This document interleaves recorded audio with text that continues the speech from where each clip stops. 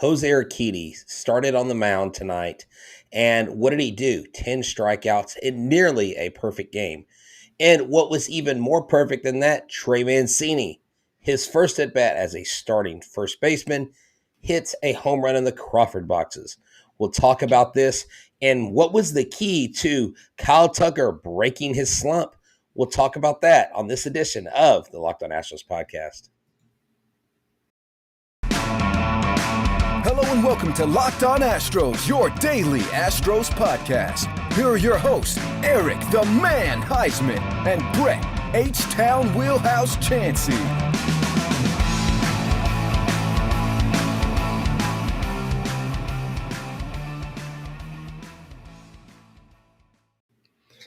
We are Locked On Houston Astros, and we hope that you join us for a daily Locked On Astros podcast. My name is Eric Huysman. You can find me on Twitter at Eric Talk Astros. Find the show at Locked On Astros, your team every day. Brett, where can you find you at?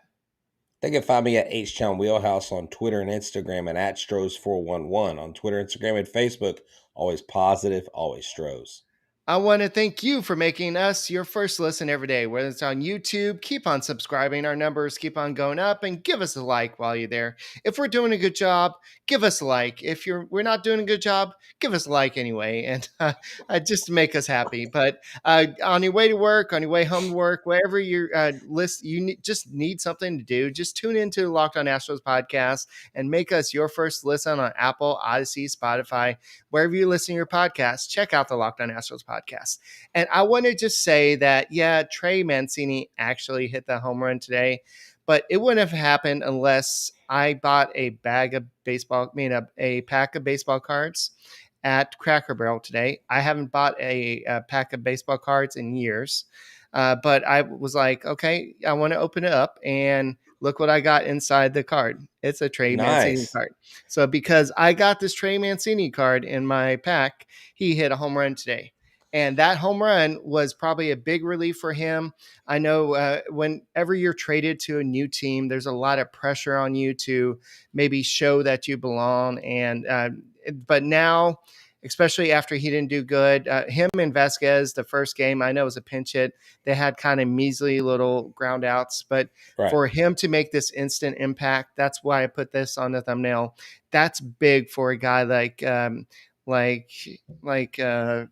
Mancini, and I'll keep on buying cards in Muhammad, but definitely this was a big at bat for him. And he said, and everybody instantly said that would not been a home run at Oriole Park at Camden Yards, because it wouldn't, because that we know that the Crawford boxes are a little bit shorter than most ballparks. But hey, if Mancini can figure this out, go for it, dude.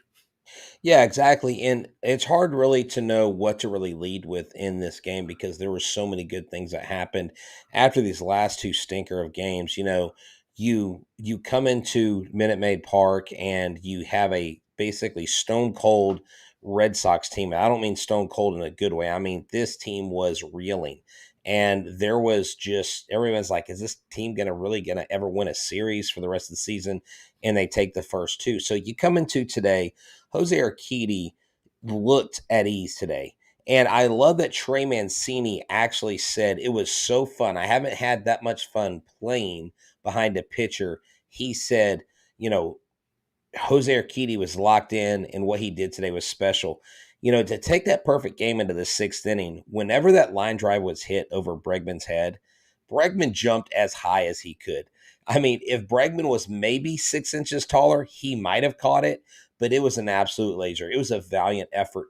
And you love seeing that because he was the most talked about pitcher in this trade deadline, because I had assumed, a lot of other people had assumed, that he was going to be the guy that was going to go because he was the oldest of the three young pitchers in Garcia, Javier, and,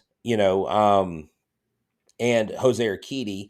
And so you naturally thought, well, maybe he gets traded away. He was in all kinds of sorts about it, but today he looked good.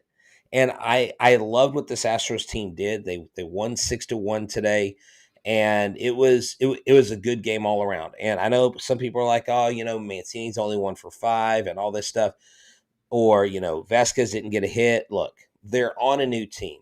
Give them time. This is baseball.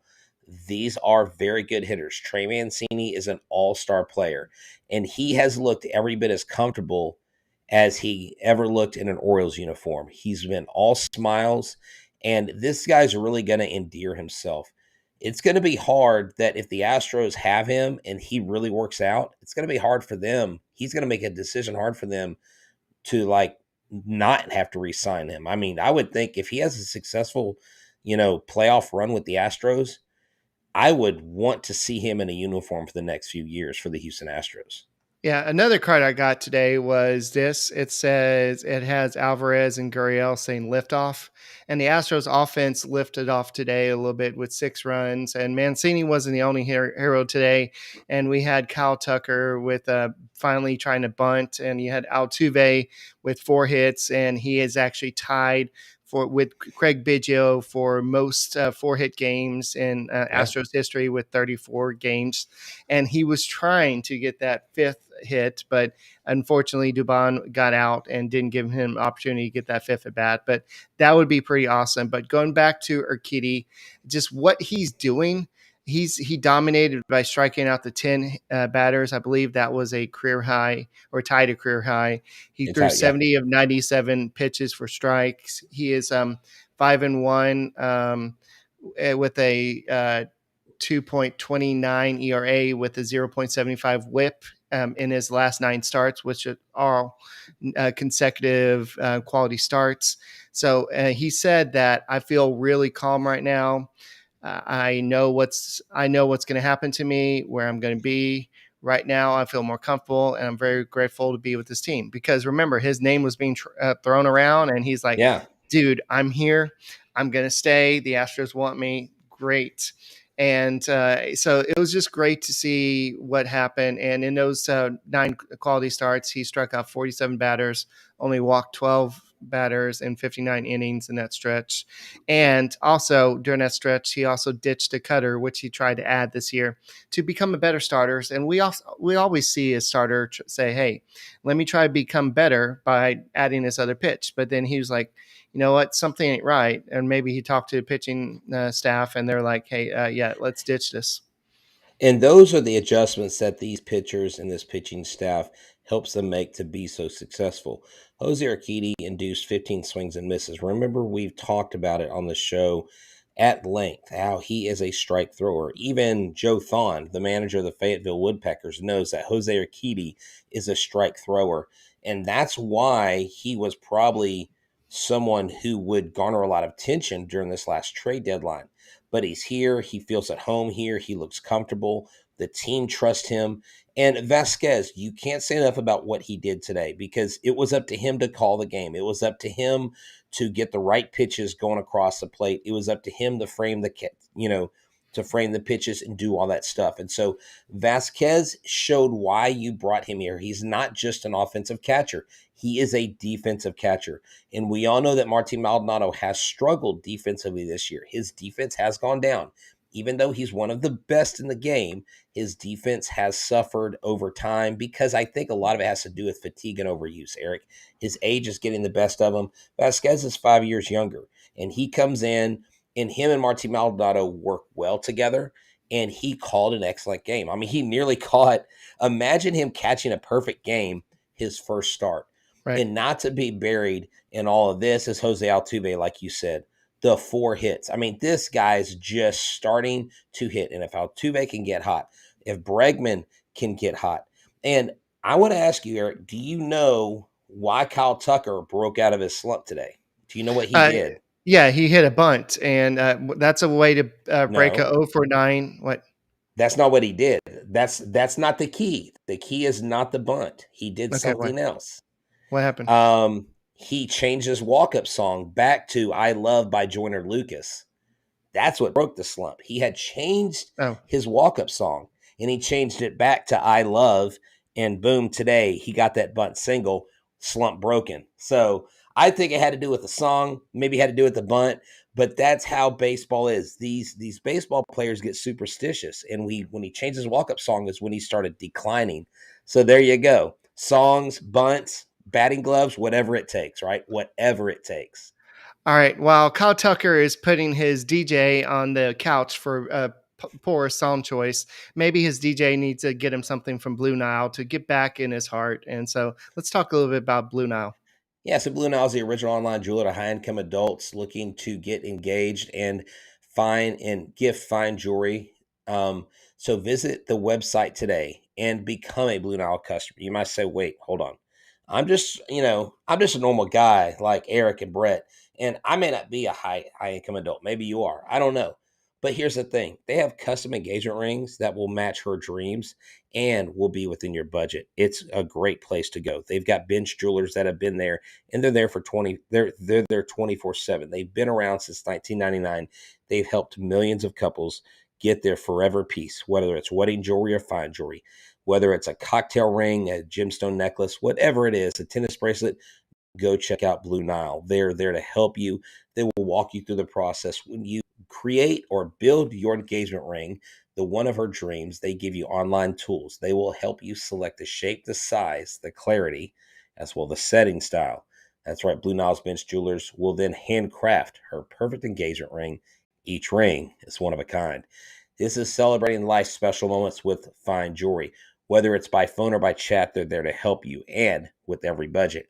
Make your moment sparkle with jewelry from BlueNile.com. And going on now is the Blue Nile anniversary sale. Save up to 40% on classic fine jewelry pieces and 25% on engagement ring settings. Plus, every order is insured, ships free, and arrives in discreet packaging that won't give away what's inside.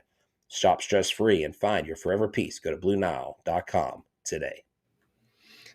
All right. This weekend, we have a big event at Hooters of NASA, and I'm excited. Come out and meet us.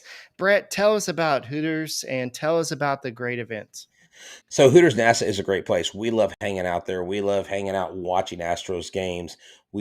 I like personally the maple chipotle wings. I just love them. That's like my favorite flavor. Yours is the chicken tenders with some teriyaki sauce, some curly fries. Throw back a couple Bud Lights. But the really cool thing is it's a great atmosphere. You've got the world famous Hooters girls. You have beers on tap. You have 15 different sauces, and they do them in all different styles. Whether you're ordering online for carry out or you're placing an order to go, or you just want to hang out with your buds, Hooters of NASA in Webster is the place to go. They recently took a 45-person trip to an Astros game. It was a blast, and they will be doing this again sometime in October. And you can ask Rosie when you meet her, the manager, why she's worn black socks since October 26, 2005. But I don't want to bury the lead. On the 6th of August, coming up this Saturday, we will be live at Hooters NASA. Giveaways, Hooters gift cards, Astros tickets, SimpleSeats.com credits, and so much more. So check it out and come meet us. We would love to meet you, love to get a picture with you, love to hang out. We'll watch the Astros beat the Guardians. The live podcast starts at 4:30. The game starts at 5:10, and maybe you could get your 5 seconds of fame and be in the background and wave or say hi to mom. I-45 South, exit 528 for great wings and the best service from the world-famous Hooters girls. So you need to go to 20796 Gulf Freeway. Put that in your GPS and come see us. We start live 4:30. Show up a little bit before so we can hang out and chill, and then we'll watch the Astros beat the Guardians at Hooters of NASA. Alrighty, so Kyle Tucker, like you said, was in the middle of a 7 for 48 funk, and he dragged a bunt for a base hit, and he was also in for 0 for 9 funk, and so he did what he had to do. Just do a bunt and whatever it takes. Why try to crush it?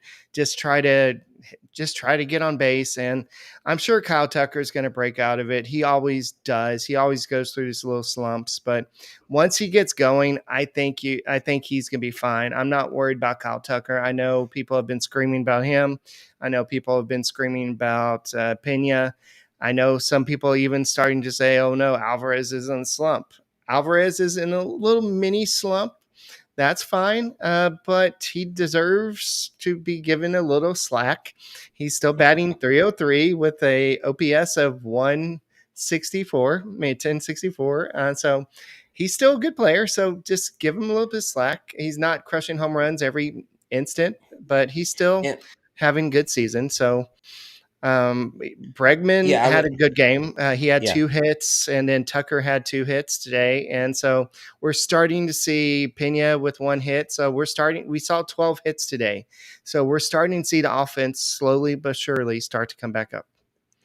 yeah, and I wouldn't make too much. I mean, hitters are not going to be perfect all the time. Okay, hitters are going to do what they do, and I mean, Alvarez is still the man on this team. He's still the one that makes it happen. This offense goes as he goes. And I know a lot of people are making comments about Will Smith at the end, giving up the solo shot. Remember, Will Smith came into this knowing that there's things he needs to fix. And so that's going to take some time. And I really think that Dusty wanted to get him in the game. It was a 6-0 game. It's a low pressure situation. I mean, this guy got 2 saves in 4 appearances against us in the World Series. He had 37 saves last year. The problem is we have what's called a recency bias. If a guy does bad in a single game, you automatically default, not you, but people will automatically default to, oh, they're terrible, or oh, it's a bad player, or oh, it's a bad trade. No, it wasn't.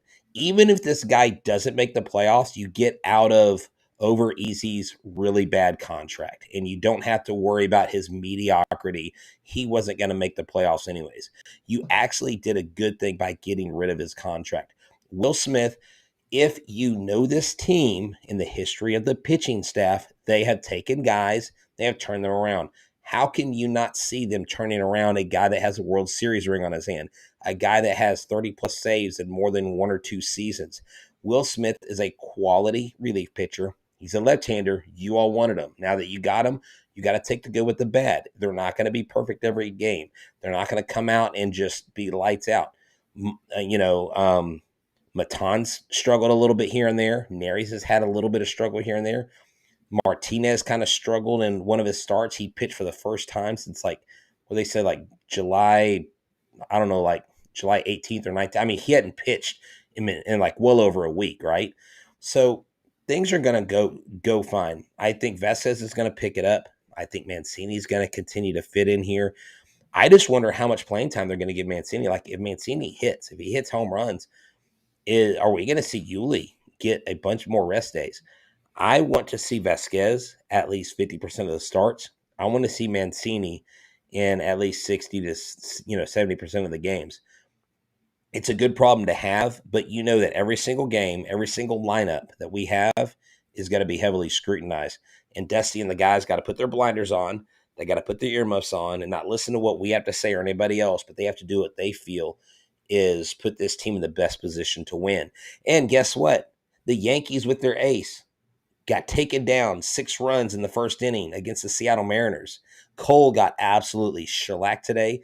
Castillo, when it was the 3rd or 4th inning, he had only had like 3 or 4 strikeouts. So it wasn't like he was lights out. The Yankees he didn't like strike out the side in 3 or 4 innings. But the Mariners beat the Yankees. That's good. We're a game closer to them. I think we're 2 games away from them, and we're fighting for that top record. We're fighting for that top seed. Yeah. So just looking at the lineup, I think they're going to find a way to get Mancini in. I mean, Mancini is batting 7th in this lineup. So, and Vasquez is batting 8th. And so in most lineups, these guys will be batting 5th Yeah, or 6th. look at that. Tucker, Mancini, Vasquez. Who would y'all rather have? Who would Right. y'all rather have? I mean, that's not a bad. Right. He extends our lineup. But here's what I love about Mancini, and I think Vasquez as well, is they seem to be like team players. They're professionals. They understand the game. They understand whatever you need me to do, I'll do. I was a little upset that Chas McCormick was not playing center field today. Why? Because he crushes left-handed hitters. Okay, He's and MIA recently. We haven't seen him play, right? we haven't seen him play, but here's the deal. Chas McCormick has a batting average of 338 with 4 home runs and 10 RBIs in 77 plate appearances against left-handed pitchers. He absolutely should have been in this game and not Dubon. Now, Dubon made an amazing catch and did contribute. I'm not Mhm. saying he isn't worth starting, but I think Chas McCormick deserved the start over him because of his success. Those are some of the things that I don't understand that I wish someone could sit me down and explain to me why you don't. If you're playing matchups or you're playing the numbers, They clearly didn't play the numbers because I got it right here from StatMuse. It's on my phone. Okay, McCormick did play in game one, so he hasn't been totally MIA, but he's been missing, and he hasn't been playing a lot recently. So But it uh, wasn't a left-handed pitcher, was it? It was a right-handed pitcher that he hit against, it I was Evaldi, believe. yeah. Yeah. So why would you not? That's what I don't understand. Now, I'm not a major league manager, Eric. I've never made it to that level, but there are some obvious matchups that if they're playing the matchups, if they're doing the lefty versus lefty thing and all that stuff, why not play Chaz when a left-hander's up? It just doesn't make sense to me. But I did like Debon in center field. I think he looks pretty good. I think it's going to be a really competition between the three of them to see who hits the best because right now, I mean, nobody's really standing out, and it's going to be Dusty Baker's job over the next 3 or 4 days to see who's standing out. I mean, not three. What am I saying? Like 2 months for them to just see who stands out for the playoffs. What do you have on your phone? No, it just the same thing I'm talking about is that's why Chaz should have been playing today and not Dubon. And it's not a knock on Dubon. It's not that I don't think Dubon doesn't deserve playing time, Right. but if you're going to put each player in their optimal position, then go ahead and put him out there. Dude, I tell you right now, if I had a choice, I would go Chaz gets most of the playing time, Dubon and Myers. I would give Myers the least amount of playing time until he shows flashes of doing good. I know they said they have faith in him and all that stuff, and that's great. But it's what have you done for me lately? He has not been good, and these guys have got to earn their spots. And as much as I love Jake Myers personally, Chas McCormick is clearly the better offensive option right now. Well, I don't know about you, but T. Bradley before the show, he was hungry, so he had a Built Bar. I'm sure you had a Built Bar. So a Built Bar is something that if you don't know who to put in a lineup, it's always good to have a Built Bar. That's right. If you haven't tried Built Bar Puffs yet, you're depriving yourself of one of life's greatest joys. And guess what? There's a new flavor. Ready? Delicious, indulgent cookie dough covered in chocolate. That's right. Built has done it again.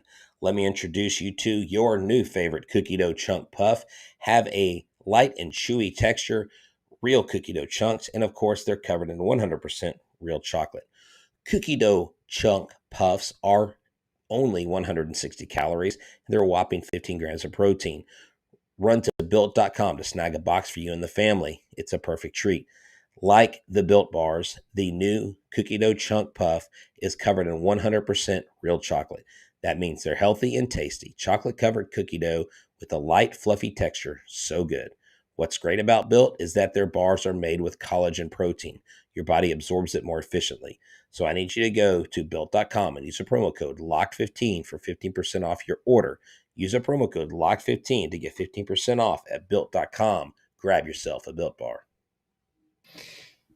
A lot of people are saying that Jake Myers needs to go down the Sugar Land and get some more experience. And while that may be the case, I think that James Click gave him a vote of confidence the other day and saying, this 100%. guy is going to be here for a while, and we believe in him. We saw what he can do last year. He's maybe not 100% healthy this year. So like I was saying a few minutes ago, I think that over the next 2 months, while we're getting ready for October, as Justin Verlander said, this is the team that we're going to go to October with. So basically, may the real Slim Shady please stand up. Whoever's going to play out center field is going to be that. Because I think at the end of the day, honestly, Mancini's going to be in left field, and you're going to have Yuli at first base. As good as he's played in the playoffs, he's going to be at first base, I think. I mean, yes, you would think that, but if Yuli is an absolute zero at the plate come playoff time, well, yeah, it and you depends. got Jordan, and well, here's the deal: it's going to come down to matchups, and hopefully they're paying attention to the pitching matchups, which they clearly didn't do that today. I'm sorry, I can't stop thinking about that. I just I see a perfect storm happening, but I fully trust whatever they put out in the playoffs is going to be an optimal lineup, and we have to be okay with it because we don't have a say. And a lot of my criticism towards Jake Myers right now is not because I don't think he can do it. I think he's got some physical limitations. Now, I may be reading it wrong, but if you can't throw almost 10 miles an hour as fast as you threw before shoulder surgery and you are struggling at the plate, to me, the eye test and my brain automatically goes to maybe his shoulder isn't at full strength. And that could be a problem. And maybe there are things he can do when he's not playing games, doing strengthening, working with the bands and things like that to make his shoulder stronger. That's why I want McCormick and Dubon getting more playing time. I need Jake Myers' shoulder to be, and maybe it is. Maybe I'm speaking completely out of turn, but he definitely doesn't throw as hard, and he definitely doesn't swing like he did last year. So again, I said it last night and I'll say it again. Jake Myers, when he started, just hitting the cover off the ball. Jake Myers, before he got injured, I don't think he's one or the other. I think he's somewhere in the middle. If you're okay with Jake Myers being somewhere in the middle, then he's your guy. I just think Chas McCormick needs more opportunities because if you put him in the playoff situation and he's cold, he's not going to help you. I think Jake Myers is going to be the guy that he was on the team for last year, just to be kind of the speed guy, the pinch runner later on. But would you believe that Yuli has played in 73 playoff games? Just think about Oh, that. oh yeah. Well, I mean, That's crazy. they had that run where it was like Yuli, Correa, Yeah, and Altuve and Bregman like had the most games played by like an infield quad. And then of course, Correa's yeah, gone. But yeah, you still have Yuli, Bregman, and Altuve who have got right. an unbelievable number. But I'll be real honest with you. Yuli needs to step things up at the plate, I Eric. know. But Yuli needs to be better. yeah, he's batting 253 with a 687 OPS in the playoffs. He's got 6 home runs, 35 RBIs. So that's not as good as I thought. Maybe I just remember certain seasons he was better than others. But so I think that when it comes to experience, I think they're still going to go back to their reliable veteran. And I think that's Dusty's way of doing things. And so that's why I don't think that Yuli is going to totally go away from first base. I think that they're going to use Mancini in left field, or like somebody suggested in chat, maybe have Alvarez play a lot more left field since he's more comfortable playing left field. So it depends on the pitcher too. I So like I like David saying this, yeah, Trey that's what I've Mancini been saying. DH. Yeah. I And I've mean, been saying that for like even before we traded for Mancini, whoever we trade for first base, Alvarez can play more left field because he's got that I experience. Yeah, he hits almost 100 points higher when he's in left field. It's like, and I'm not going to do it here because I don't want to do it. I don't want people thinking I'm trying to be a shock jock and just get upset about nothing. But at some point we've got to come off this. Oh, we've got to be careful of Alvarez's knees. Like, he's 23, he's well past the surgery. He is fast on his feet, and when he says I'm comfortable on a play and I hit better, then why not play him in left field more, especially with right. Brantley? I mean, Brantley, he can hardly put weight on it right now from what they're saying. Yes, I have some quotes from that And already. yeah, and so let's kind of wrap the show up with this, just talking about where Brantley is. All right, so we have quotes from Jason Castro and Brantley. But before we get to that, I do want to talk about Justin Verlander. He actually Okay. made a whole bunch of quotes about the trade deadline and how important it was. And he said, the message is this to our squad: these are the guys we're going to go to war with. We all have the same goal, and that's to win a world championship. So we're going to hunker down and let's go. And on Jim Crane's effort to win every year, that's important. Hearing Jim say things like, let's go get what you need. It's a winning culture. And everybody in the locker room is very appreciative of being able to play for him.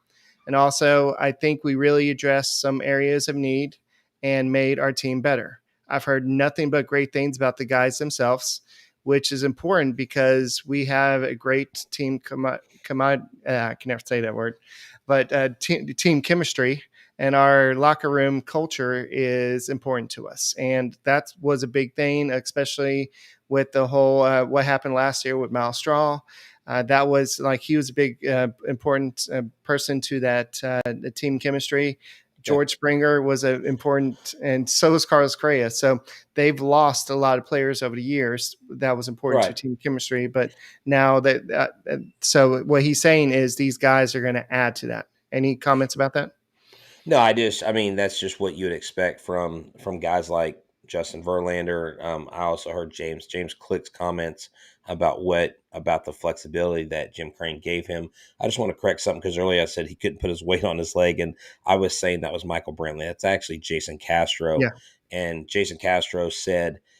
He said he can't put weight on his knee for 6 weeks, but he will return to Houston next week to continue rehab. And this coming from Jason Castro himself. I probably won't be in the dugout until I'm able to walk, but I'll be around for sure. He had surgery 8 days ago. He's non-weight bearing for 6 weeks, but thereafter he expects to be around the team more and in the dugout. I don't think he's going to return to play, to be honest with you. I think he may be there, be a presence. And with Michael Brantley, he says, I have no timetable. Michael Brantley, Eric, I think he's going to get the 60-day IL treatment before we know it. And if he does it and he's able to come back and play and contribute, that's ideal. That's what we want him to do. But he may not be able to compete. I still think this team, even without him, I think will be fine. Yeah. So I think that Michael Brantley, like you said, he's saying that there's no timetable and I've just got to listen to my body.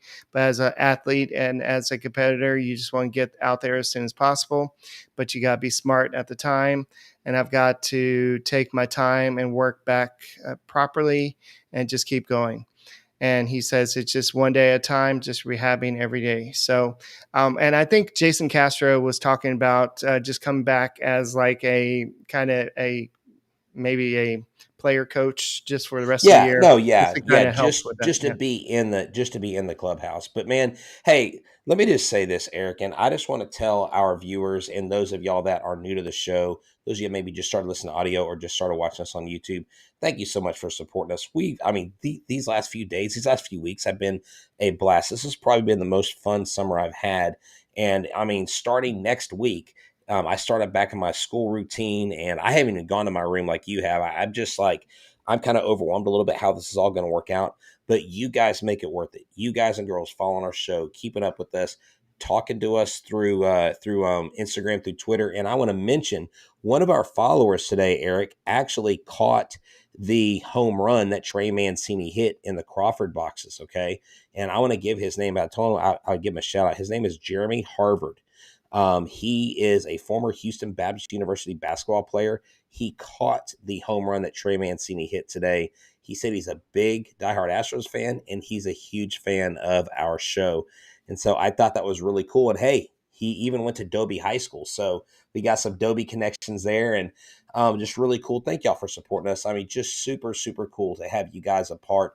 We consider y'all family, and we really do hope that y'all come out on the 6th to Hooters NASA. It will be a blast. Come hang out with us. It'll be a great time. And the Astros be facing the Cleveland Guardians. It's going to be Justin Verlander on the mound, 14-3, 1.81 ERA with 122 strikeouts versus Zach Plesac, 2-9 with a 4.33 ERA with 79 strikeouts. Plesac is a lot better than that record would say, but unfortunately, his offense is not that very good. So the only player that has faced Verlander really is Jose Ramirez, and he's batting 367 with 2 home runs and 5 RBIs. So that's all we got for this edition of the Locked On Astros podcast. Make sure you tune in every day, Monday through Friday, and we'll keep you up to date. And we'll go Stros, and hopefully we keep the winning ways going. And it was so good to get a win against the Red Sox because I really don't like that team. No matter how bad they are, we still like winning against the Red Sox. So go Stros, and we'll see you tomorrow.